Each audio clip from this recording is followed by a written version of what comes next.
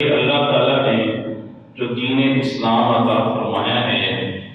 یہ اللہ تعالیٰ کی سب سے بڑی نعمت ہے، اور اللہ تعالیٰ کا یہ دین اسلام دو چیزوں کا مجموعہ ہے۔ ایک ہے اللہ کی کتاب قرآن مجید، اور دوسرا ہے نبی صلی اللہ علیہ وسلم کا فرمان، آپ صلی اللہ علیہ وسلم کی حدیث۔ قرآن اور حدیث یہ دین اسلام کی مین بنیاد ہے، اور اللہ تعالیٰ نے یہ جو قرآن مجید عطا فرمایا ہے اپنے نبی صلی اللہ علیہ وسلم کو اللہ تعالیٰ نے جتنے بھی معجزات عطا فرمائے، وہ چیزیں عطا فرمائیں کہ اللہ تعالیٰ نے کسی اور کو نہیں عطا فرمائی ہیں، تو ان میں سب سے بڑی چیز اللہ کا کلام قرآن مجید ہے۔ یہ اللہ کا کلام قرآن مجید ایک ایسی چیز ہے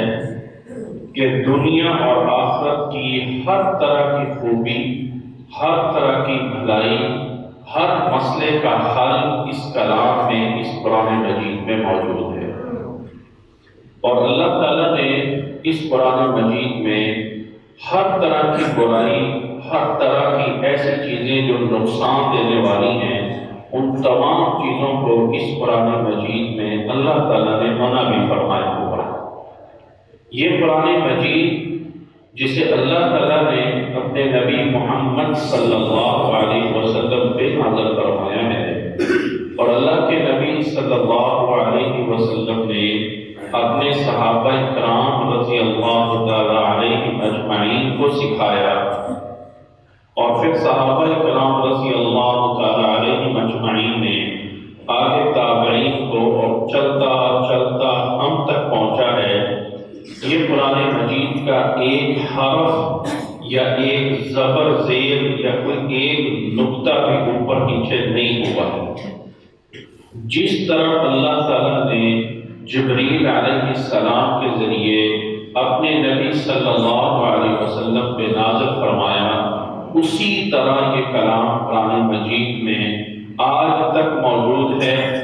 اور آج کے بعد قیامت تک یہ قرآن مجید اللہ تعالیٰ کی حفاظت کے ساتھ محفوظ رہے گا۔ اللہ تعالیٰ نے قرآن مجید میں فرمایا ہے، اِنَّا نَحْنُ نَزَّلْنَا الذِّكْرَ وَإِنَّا لَهُ لَحَافِظُونَ، یقیناً بے شک ہم نے اس ذکر کو نازل فرمایا ہے، اور ہم ہی اس کی حفاظت کرنے والے ہیں۔ اللہ تعالیٰ نے قرآن مجید کی حفاظت فرمائی ہے، اور اللہ تعالیٰ نے فرمایا ہے ان لوگوں کو جو قرآن مجید کو نہیں مانتے ہیں، یا اس دور کے عرب یا قیامت تک آنے والے عربی زبان بولنے والے جتنے بھی کوئی ماہر، کوئی ادیب، کوئی خطیب نہ ہو، سب کو یہ چیلنج اللہ تعالیٰ نے فرمایا، وَإِن كُنتُمْ فِي رَيْبٍ مِّمَّا نَزَّلْنَا عَلَىٰ عَبْدِنَا فَأْتُوا بِسُورَةٍ مِّن مِّثْلِهِ وَادْعُوا شُهَدَاءَكُم مِّن دُونِ اللَّهِ إِن كُنتُمْ صَادِقِينَ۔ اللہ نے فرمایا وَإِن كُنتُمْ فِي رَيْبٍ مِّمَّا نَزَّلْنَا، اگر تھوڑا سا بھی شک ہے، تھوڑا سا بھی ریب اور شک ہے اس کلام میں کہ یہ اللہ کی طرف سے نہیں ہے، یا یہ کلام اپنے احکامات میں سچی نہیں ہے، یہ اپنی خبر دینے میں سچی نہیں ہے، تو اللہ تعالیٰ نے فرمایا فَأْتُوا بِسُورَةٍ مِّن مِّثْلِهِ، قرآن مجید کی کوئی ایک صورت اس طرح کی بنا کے دکھا دو، ان کنتم صادقین، اگر تم سچے ہو۔ اگر قیامت تک آنے والے میرے بھائی بڑے سے بڑے ماہرین اور بڑے سے بڑے ادیب گزرے ہیں، بڑے سے بڑے الفاظ دان اور کلام جوڑنے والے اشخاص گزرے ہیں، جس نے یہ لغات فیروز آبادی جو عربی میں لسان العرب ہے، یہ اتنی بڑی لغت ہے جو ڈکشنری ہے، ایسے لوگ بھی گزرے ہیں جنہوں نے حافظ ابن حجر رحمہ اللہ جیسے، جنہوں نے پوری کی پوری ڈکشنری زبانی یاد کی ہوئی تھی، زبانی عربی کے ایک ایک ایک ایک صفحے کے اندر ایک ایک دو دو حرفوں سے ایسا ایسا کلام بنا دیا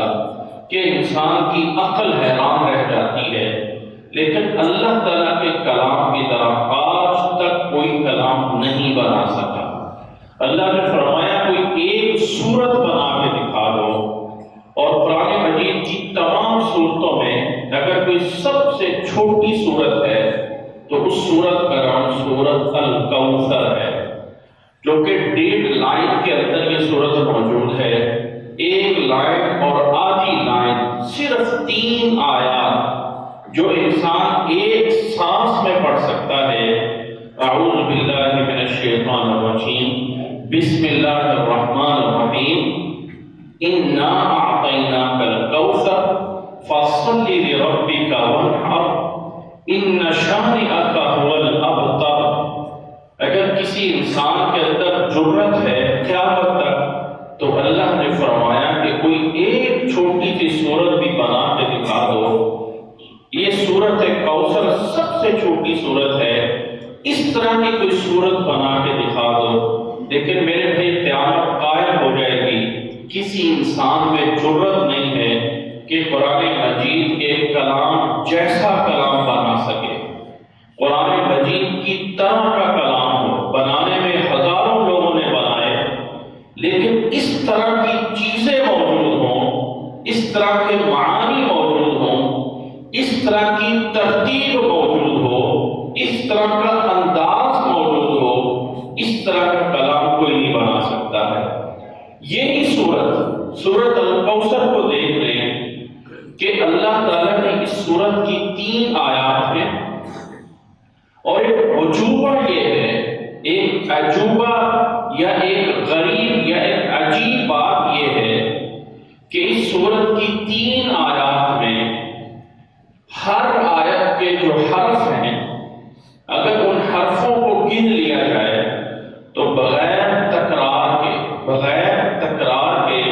ہر ایک آیت میں 10 حرف موجود ہیں۔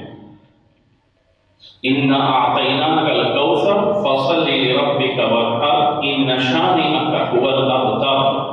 ہر آیت میں بغیر تکرار کے 10 حرف موجود ہیں۔ اگر اس سورت کے الفاظ کو گن لیں، اِنَّا ایک لفظ ہے اور آگے الفاظ کو گن لیں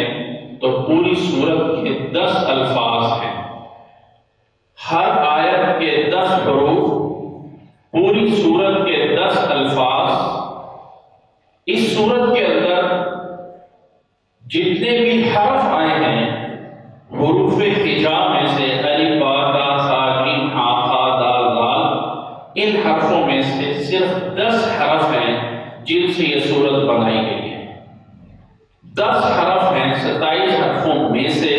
جو بار بار مکرر ہو کے جس سے یہ سورت بنائی گئی۔ اس سورت کے اندر جو آیات کا ختم ہو رہا ہے، اعطیناک الکوثر فصل لربک وانحر ان شانئک هو الابتر۔ را حروف تہجی کی ترتیب میں گن لیں، الف با تا سا جیم ہا خا دال ذال را، 10ویں نمبر پہ آ رہا ہے، 10ویں نمبر پہ۔ اب یہ کون ہے؟ کیا یہ ساری چیزیں اتفاقی ہیں؟ کیا یہ ساری چیزیں قرآن مجید کی 10 صورتیں ہیں جو ختم ہوتی ہیں حرف را پہ، جن میں سے 10ویں سورت الکوثر ہے۔ 10 حروف ہر ایک آیت میں بغیر تکرار کے، الفاظ پوری سورت کے 10 ہیں۔ 10 حروف سے بنی ہوئی یہ سورت ہے،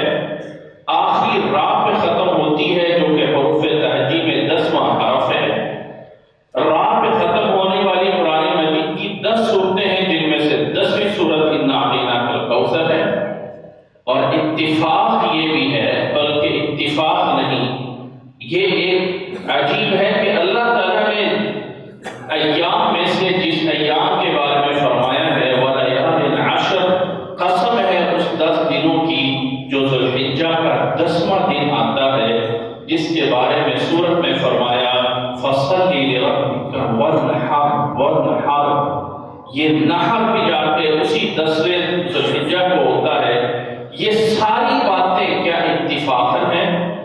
کیا یہ ساری چیزیں اتفاق میں آ گئی ہیں؟ نہیں میرے بھائی، یہ ایسی چیزیں، اس کے علاوہ اللہ تعالیٰ نے اس صورت میں اتنا کچھ بیان کر دیا ہے کہ انسان کی عقل حیران رہ جاتی ہے کہ اللہ تعالیٰ کا کلام کتنی چیزوں کو جمع کیے ہوئے ہے، کتنی چیزیں اس صورت کے اندر موجود ہیں۔ اور میرے بھائی یہ صورت ہمیں ہر حالات میں، زندگی کے ہر دور میں، زندگی کے اندر ہر حالات میں چند ایک اصول دیتی ہے کہ ان اصولوں پہ عمل کر لیں تو اللہ کے نبی صلی اللہ علیہ وسلم کی ایک زندگی ہمارے لیے ایک نمونہ ہے۔ آپ صلی اللہ علیہ وسلم کی ابتدا اللہ تعالیٰ نے یتیم کی حالت میں زندگی شروع ہوئی، جوانی میں کسی کا مال لے کے تجارت کرتے رہے، پھر شادی ہوئی تو ایک 40 سالہ عورت کے ساتھ ہوئی، جبکہ آپ صلی اللہ علیہ وسلم کی عمر 25 سال تھی۔ پھر اللہ کے نبی صلی اللہ علیہ وسلم کو اللہ تعالیٰ نے عزت، احترام، صداقت اور امانت کا رتبہ ضرور دیا، لیکن جیسی کلمہ حق بلند کیا تو جو لوگ صادق الامین کہنے والے تھے وہی مخالف بن گئے۔ اتنی مخالفت کی، اتنی تکلیفیں آئیں کہ سارے انبیاء کو اتنی تکلیفیں نہیں آئی ہیں جتنی کی تکلیفیں اللہ کے نبی صلی اللہ علیہ وسلم کو ذہنی طور پہ دی گئی۔ پھر اللہ کے نبی صلی اللہ علیہ وسلم کے ماننے والوں کو تکلیفیں دی گئی۔ 13 سال کی تکلیفوں کے بعد پھر اللہ تعالیٰ نے ایک ایسا شہر عطا فرمایا کہ جہاں سے اسلامی حکومت کی، اسلامی ریاست کی اور اسلامی خلافت کی ابتدا ہوئی، اور پھر 10 سال کے اندر ترقی کے وہ عروج اور اس بلندی پہ پہنچ گئے کہ تاریخ عالم میں اس کی مثال اور نظیر پیش کرنا ناممکن ہے۔ یہ ایک شخصیت کا ایک پورا منظر اس صورت کے اندر موجود ہے کہ جن دنوں میں اللہ تعالیٰ کے نبی صلی اللہ علیہ وسلم کو بڑی تکلیفیں آ رہی تھیں تو اللہ تعالیٰ نے ان دنوں میں یہ صورت نازل فرمائی۔ حالات انتہائی خراب ہیں، حالات انتہائی خراب ہیں، جو بھی کوئی ماننے والا ہے اس کو تکلیفیں سے تکلیفیں دی جا رہی ہیں۔ اللہ کے نبی صلی اللہ علیہ وسلم کا خاندانی اعتبار سے 2 سہارے تھے، 2 ایسی چیزیں تھیں جو آپ صلی اللہ علیہ وسلم کی کمر کو مضبوط کیے ہوئے تھیں خاندانی اعتبار سے۔ ایک اللہ کے نبی صلی اللہ علیہ وسلم کے چاچا ابو طالب، جو کہ خاندانی اعتبار سے قریش میں مرتبہ یہ تھا کہ ابو طالب کی اجازت کے بغیر محمد صلی اللہ علیہ وسلم تک پہنچنا ناممکن تھا، اور دوسرا سہارا آپ صلی اللہ علیہ وسلم کی زوجہ محترمہ حضرت خدیجہ رضی اللہ تعالی عنہ امہات المومنین، حضرت خدیجہ رضی اللہ تعالی عنہ جو کہ مکہ کی بہت بڑی عظیم خاتون، بہت بڑی مالدار خاتون تھی، جس کا مال اور جس کا سارا کچھ اللہ کے نبی صلی اللہ علیہ وسلم کے لیے وقف تھا۔ یہ 2 سہارے آپ صلی اللہ علیہ وسلم کے ختم ہو جاتے ہیں۔ حضرت خدیجہ رضی اللہ تعالی عنہ بھی اللہ کو پیاری ہو جاتی ہیں۔ آپ صلی اللہ علیہ وسلم کے چاچا ابو طالب بھی اس دنیا سے چلے جاتے ہیں، تو آپ صلی اللہ علیہ وسلم ایک تنہا رہ جاتے ہیں، اور آپ صلی اللہ علیہ وسلم کا دنیاوی کوئی ذریعہ نہیں ہے، اور دشمن آپ صلی اللہ علیہ وسلم کے ساتھیوں کو مار پیٹ رہے ہیں۔ ان دنوں میں اللہ تعالیٰ نے فرمایا، سورت نازل فرمائی، اعوذ باللہ من الشیطان الرجیم،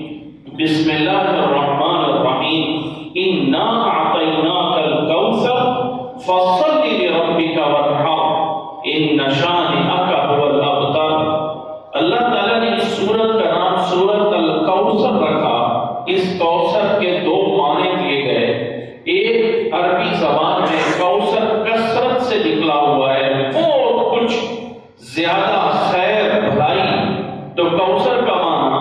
کہ اے نبی آپ پریشان نہ ہوں، اللہ تعالیٰ نے آپ کو بہت کچھ عطا فرمایا ہے، آپ اس سے پریشان نہ ہوں کہ بظاہر تھوڑے سے وقت کے لیے حالات اس طرح کے ہو رہے ہیں تو آپ پریشان نہ ہوں، ہم نے آپ کو بہت کچھ عطا کیا ہوا ہے. دوسرا معنی کوثر اللہ تعالیٰ نے جنت میں ایک نہر کا نام رکھا ہے کہ یہ نہر کوثر ہے. اور جب سارے کے سارے انسان قیامت میں اکٹھے ہوں گے، حضرت آدم علیہ السلام سے لے کے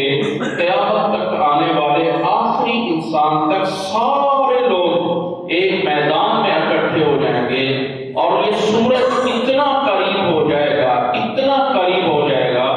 کہ اللہ کے نبی صلی اللہ علیہ وسلم نے فرمایا کہ ایک میل کی مسافت پہ آ جائے گا. اس حدیث کو بیان کرنے والے راوی صحیح البخاری میں یہ فرماتے ہیں اس میل سے کیا مراد ہے،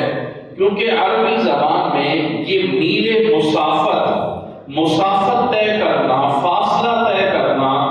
اس کے لیے بھی 1 میل 2 میل 3 میل 4 میل بولے جاتے ہیں، جو کہ آج کل کے اعتبار سے 1600 میٹر کا 1 میل بنتا ہے. دوسرا میل عربی زبان میں اس چھوٹے سے سرمچو اور چھوٹی سی وہ جو ڈنڈی سی ہوتی ہے جس سے سرما ڈالا جاتا ہے اس کو بھی میل کہتے ہیں. صحابی کہتے ہیں کہ مجھے نہیں پتا کہ اللہ کے نبی صلی اللہ علیہ وسلم نے اس میل سے کیا مراد لیا ہے کہ سورج زمین کے قریب آ جائے گا، 1 میل کے فاصلے پہ ہوگا. اس میل سے میل مسافت مراد ہے یا اس میل سے سرمے والا میل مراد ہے؟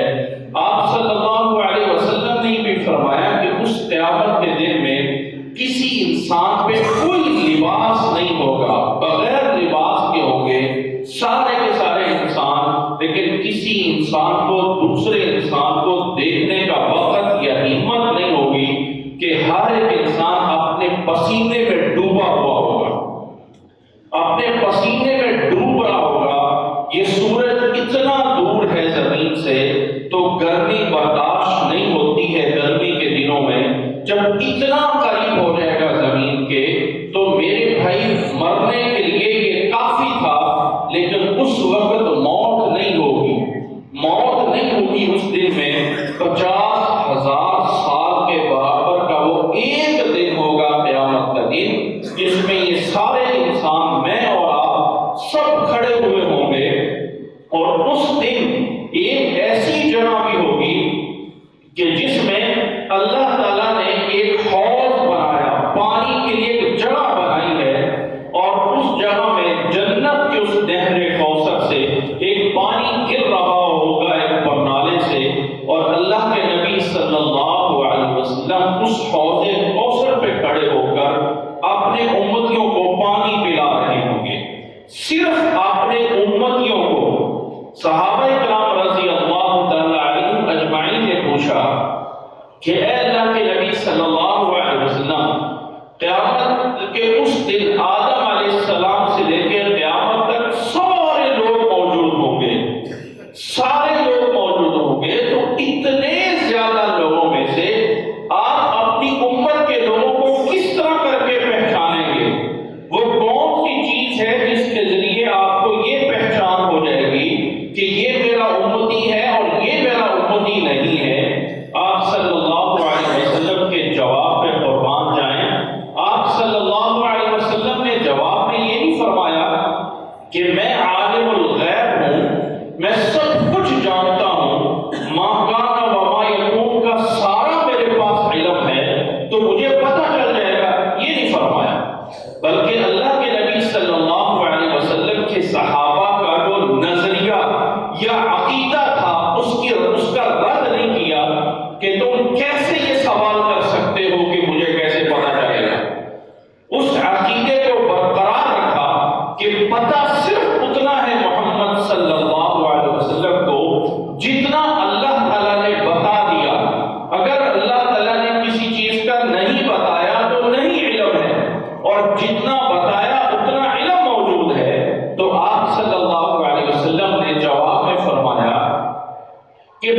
اس دن اپنے امتیوں کو ان کے وضو کے اعضاء سے،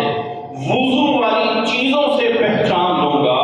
کہ یہ میرا امتی ہے یا نہیں ہے، اس لیے کہ جو وضو کرتا ہوگا اس کا چہرہ، اس کے دونوں ہاتھ اور اس کے پاؤں چمک رہے ہوں گے، اس چمکنے سے میں پہچان لوں گا کہ یہ میرا امتی ہے،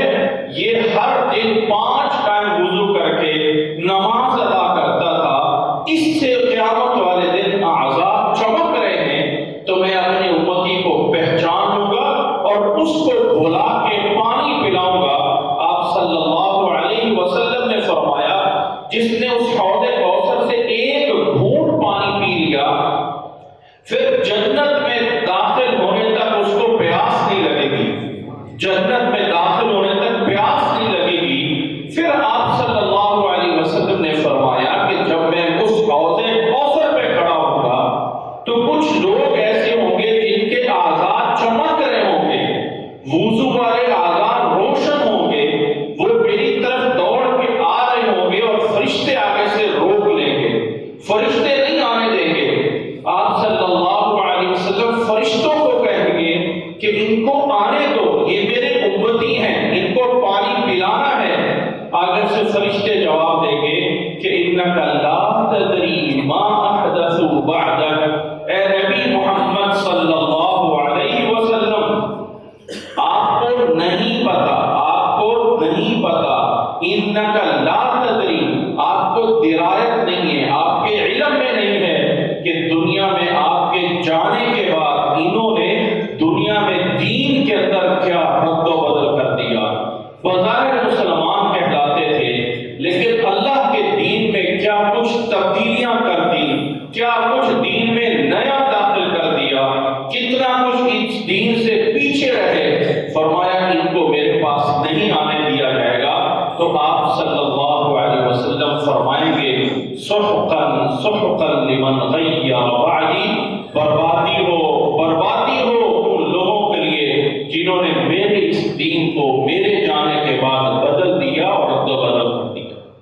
میرے بھائی وہ حوض کوثر، وہ اللہ تعالیٰ نے فرمایا اے نبی صلی اللہ علیہ وسلم دنیا کے حالات میں بظاہر مشکلات میں ہیں مسلمان، بڑی تکلیفوں سے گزر رہے ہیں، کافر انہیں مار رہے ہیں، آپ پریشان نہ ہوں، انا اعطیناک الکوثر، ہم نے آپ کو وہ کوثر عطا فرمایا ہے کہ ایمان والوں کی اصل جگہ، ایمان والوں کا اصل مقام اور ایمان والوں کی ایک انسان کی اصل جنت وہ آخرت میں ہے، ہم نے کوثر عطا فرمایا ہے، آپ اس سے پریشان نہ ہوں۔ یہ خوشخبری اللہ تعالیٰ نے اپنے نبی صلی اللہ علیہ وسلم پہ ان حالات میں نازل فرمائی کہ ہر طرف سے کفر کی یلغار ہے، آپ صلی اللہ علیہ وسلم کے سہارے ختم ہو چکے ہیں، تو اللہ تعالیٰ نے اس سورت کو نازل فرمایا ان دنوں میں اپنے نبی محمد صلی اللہ علیہ وسلم پہ۔ یاد رکھیں میرے بھائی، قرآن مجید جو اللہ تعالیٰ نے اپنے نبی صلی اللہ علیہ وسلم پہ نازل فرمایا ہے،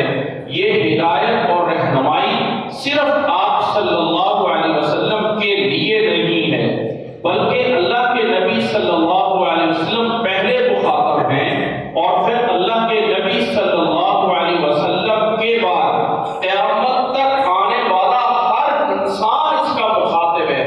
ہر انسان کو یہ خطاب پہنچ رہا ہے، انا اعطیناک الکوثر۔ اور پھر اس سورت کے اندر اللہ نے فرمایا انا اعطیناک الکوثر،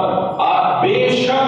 شک ہم نے ہی آپ کو کوثر عطا کی ہے، بے شک ہم نے ہی آپ کو کوثر عطا کی ہے۔ اس میں بھی، ان الفاظ میں بھی اللہ تعالیٰ نے اپنے لیے اتنا کچھ بیان کر دیا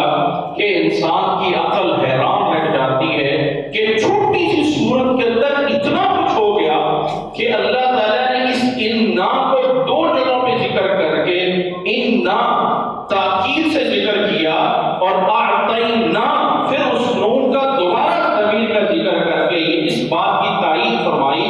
کہ اے نبی صلی اللہ علیہ وسلم اور اے نبی کی امتیوں جو نبی کے واسطے سے تم تک یہ صورت پہنچ رہی ہے، یہ جو کچھ عطا کیا ہے محض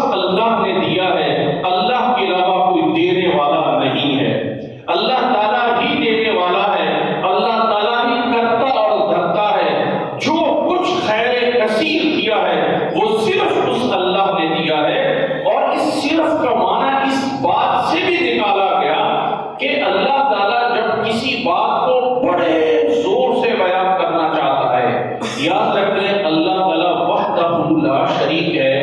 تنہا ہے، اللہ کا کوئی شریک نہیں ہے۔ کسی بندے کو اجازت نہیں ہے کہ ایسے الفاظ بول دے جن الفاظ میں اللہ کے لیے شراکت کا شبہ آتا ہو۔ ہم دعا کرتے ہوئے اللہ سے کہہ سکتے ہیں کہ اے اللہ تو غفور الرحیم ہے، اے اللہ تو غفور الرحیم ہے، اے اللہ مجھے معاف فرما دے، اے اللہ تو رحم کرنے والا ہے، اے اللہ رحم فرما دے، اے اللہ تو ہر چیز پہ قادر ہے، میرا یہ کام کر دے۔ لیکن یہ نہیں کہہ سکتے اے اللہ تم ہر چیز پہ قادر ہو، اے اللہ تم غفور الرحیم ہو، اے اللہ آپ رحیم ہیں۔ کیوں؟ اس لیے کہ اردو زبان میں لفظ تم یا لفظ آپ میں شبہ ہو سکتا ہے کہ شاید آگے والے زیادہ لوگ ہیں، تم اتنے بندے ہو، آپ اتنے لوگ ہو، آپ لوگ آ جاؤ، تم سارے آ جاؤ۔ ان کے اندر ہو سکتا ہے شبہ ہو کہ کہیں زیادہ اور لوگ نہ ہوں۔ لازم ہے، ادب ہے کہ جب بندہ اپنے رب کو پکارتا ہے تو اللہم انت الاحد الصمد، اے اللہ تو ہی اکیلا ہے، وحدہ لا شریک ہے۔ عربی میں دعاؤں کے لیے اللہم انت الغفور، اللہم انت الاحد الصمد، اللہم انت کا لفظ، اے اللہ تو اکیلا ہے، تو اکیلا ہے۔ لیکن جب اللہ خود اپنی طرف سے بات کرتا ہے تو اللہ اس بات کو بڑا کرنے کے لیے، اس بات کے اندر زور دینے کے لیے جمع کا صیغہ استعمال کرتا ہے۔ ہم نے اس کو نازل کیا، انا انزلناہ، انا اعطینا، ہم نے عطا کیا، میں نے عطا کیا، یہ نہیں بولا، بلکہ اس اللہ ایک ہے، وحدہ لا شریک ہے، لیکن جمع اس لیے استعمال ہوتا ہے کہ اللہ یہ باور کرانا چاہتا ہے کہ یہ جو کچھ کیا ہے وہ ہم نے کیا ہے۔ بادشاہوں کے خطاب ہمیشہ جمع سے ہوتے ہیں۔ اگر کوئی بادشاہ اپنی قوم کو مخاطب کر کے کوئی اپنا حکم دیتا ہے، آرڈر دیتا ہے، تو بادشاہ یہ نہیں کہتا کہ میرا یہ حکم ہے،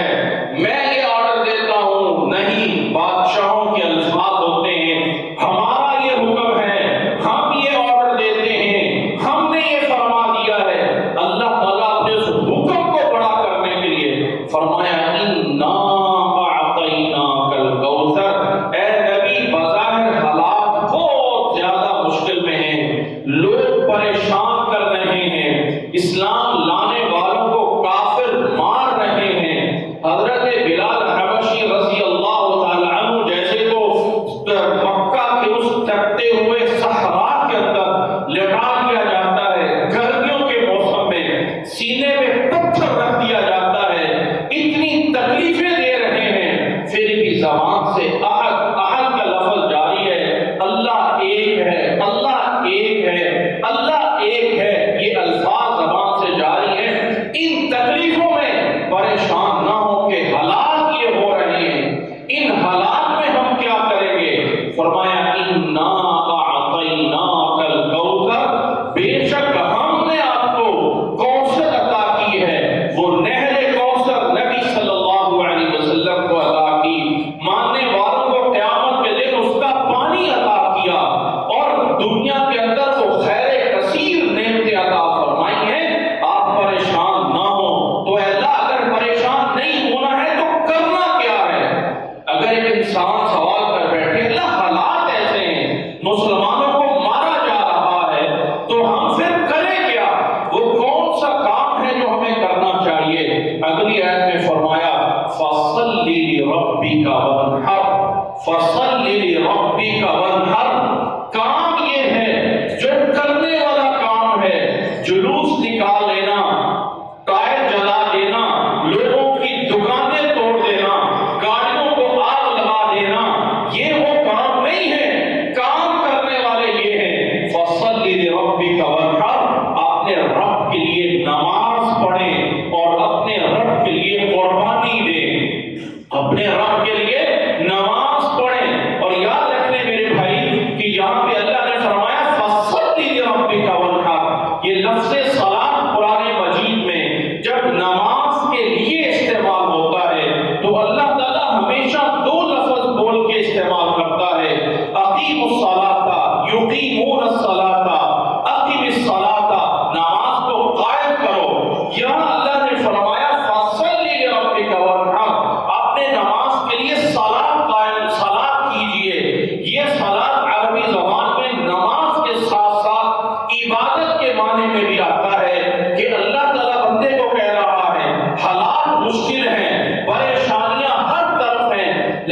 تیرا کام یہ ہے کہ اپنے رب کی عبادت پوری کر، رب کی عبادت پوری کر، نمازیں پوری کر، جو اللہ نے تجھے حکم دیا ہے حرام سے بچنے کا اس سے بچ جاؤ، جو رب نے کرنے کا کام دیا ہے اس کام کو پورا کرو۔ فَصَلِّ لِرَبِّكَ وَانْحَرْ، اور وانحر میں قربانی کرو۔ اللہ نے مال و دولت کی نعمت دی ہے، اللہ نے مال دیا ہے، اللہ تعالیٰ نے یہ امانت دی ہے کہ یہ امانت ہے تیرے پاس رب کا دیا ہوا مال، اس مال کو اللہ کے راستے میں خرچ کرو۔ جو انسان رسول اللہ صلی اللہ علیہ وسلم نے فرمایا ہے کہ سب سے افضل انسان وہ ہے جو اپنا مال لے کے، اپنی جان لے کے اللہ کے راستے میں نکلتا ہے اور پھر دونوں چیزوں میں سے کوئی چیز بھی واپس نہیں آتی ہے، تو اللہ کے ہاں اس سے افضل کوئی بندہ نہیں ہے۔ اپنے جسمانی اعمال کو پورا کرتے ہوئے اپنے مال کو خرچ اللہ کے راستے میں کریں، تو پھر سوال پیدا ہوتا ہے کہ اللہ ہمیں تو دشمن تنگ کر رہا ہے، وہ مار رہا ہے، حالات اتنے برے ہو رہے ہیں، تو ان حالات میں ہم کیا کریں گے؟ کیا عبادت پہ پہلے رکے رہیں، قربانی اور نماز میں لگے رہیں؟ اگلی آیت میں فرمایا ان شانئک هو الابتر، ان شانئک هو الابتر۔ اے انسان، اے مسلمان، کہ یہ سورت بظاہر اللہ کے نبی صلی اللہ علیہ وسلم کے لیے خطاب ہے، لیکن اللہ کے نبی صلی اللہ علیہ وسلم کے ذریعے سے ہو کر ہر امتی کو خطاب ہے۔ اللہ تعالیٰ نے اپنے نبی کو فرمایا کہ مکے کے حالات بہت خراب ہیں، لوگ پریشان کر رہے ہیں، لیکن اے نبی آپ یہ ذہن میں رکھ لیں کہ اللہ نے جو کچھ تمہیں دیا ہے، جو مسلمانوں کو دیا ہے، اس سے بڑھ کر کسی کو نہیں دیا ہے۔ تمہارا کام یہ ہے کہ اپنے رب کی عبادات پوری کرتے رہیں۔ اللہ کے نبی صلی اللہ علیہ وسلم کو ماننے والے مکہ کے اندر ان حالات، مشکل حالات میں کبھی ایسا نہیں ہوا کہ نبی کے فرمان سے دور ہو گئے ہوں، یا بلال حبشی رضی اللہ تعالیٰ عنہ جیسوں نے یہ کہہ دیا ہو کہ بھئی حالات بڑے مشکل ہو گئے ہیں، اب لا الہ الا اللہ پڑھنا مشکل ہو گیا، لہذا گزارا کر لو، یہ کر لو، اپنے کام پورے کر لو۔ نہیں نہیں، ڈٹے رہے اس پہ کہ فَصَلِّ لِرَبِّكَ وَانْحَرْ۔ پھر نتیجہ کیا ہوگا؟ اللہ نے فرمایا اے نبی آپ بے خوف رہیں، آپ پریشان نہ ہوں، آپ کا جو دشمن ہے اللہ اس کو خود ہی بے نام و نشان کر دے گا، آپ بے فکر رہیں۔ پھر اس 13 سال بعد نبی صلی اللہ علیہ وسلم ہجرت کر کے مدینہ جاتے ہیں۔ پھر مدینہ کے اندر اللہ تعالیٰ نے وہ حالات دیے، وہ ایک ایسا جو ہے وہ نظم و ضبط قائم ہوا کہ قیامت تک جتنی بھی حکومتیں آئیں گی، جتنی بھی وہ صحیح حکومت اگر کوئی کرنا چاہتا ہے تو اسے ریاست مدینہ کے اس نظم و ضبط پہ چلنا پڑے گا۔ وہ نظم و ضبط جنہوں نے قائم کیا ان کا نتیجہ یہ تھا کہ عمر بن عبدالعزیز رحمہ اللہ کے دور میں لوگ اپنی زکات اور اپنا صدقات لے کے بازار میں اعلان کرتے تھے کہ کوئی ہے لینے والا آ کے لے لے، کوئی ہے آ کے لینے والا۔ زکات لینے والا نہیں ملتا تھا، صدقہ اور خیرات لینے والا نہیں ملتا تھا۔ جب ریاست مدینہ قائم ہوتی ہے تو پھر مہنگائیاں نہیں ہوتی ہیں، پھر اس کے بعد آوازاری نہیں ہوتی ہے، اس کے بعد اللہ تعالیٰ اتنی فراوانی دے دیتا ہے کہ وہ نظام قائم کریں گے، تو نتیجہ کیا ہوگا کہ حضرت عمر بن خطاب رضی اللہ تعالیٰ عنہ فرمایا کرتے تھے کہ اگر کسی پہاڑی کے اوپر کوئی بھوکا کتا بھی مر جائے گا تو اس کے مرنے کا ذمہ دار عمر ہوگا، اس کے مرنے کا ذمہ دار عمر ہوگا۔ ایک چرواہا اپنی بکریوں کو چرا رہا تھا، چراتے چراتے ایک بھیڑیا آیا اور بکری کو لے کے کھا گیا، وہ رونے لگ گیا، چرواہا رو رہا ہے۔ لوگوں نے کہا تجھے کیا ہوا؟ ایک بکری ہی تو چلی گئی ہے، ایک بکری اور پیدا ہو جائے گی، اتنا رونے کی کیا ضرورت ہے؟ فون کا اور اتصالات کا یہ راتوں کا یہ دور نہیں تھا کہ خبریں فوری فوری پہنچ جاتی ہیں۔ کچھ چرواہے نے کہا کہ مجھے لگتا ہے میں اس بکری پہ نہیں رو رہا ہوں، میں اس پہ رو رہا ہوں کہ عمر اس دنیا میں نہیں رہا ہے، عمر اس وقت زندہ نہیں ہے۔ لوگوں نے کہا تجھے کیسے پتا چل گیا؟ کہنے لگا اگر عمر زندہ ہوتا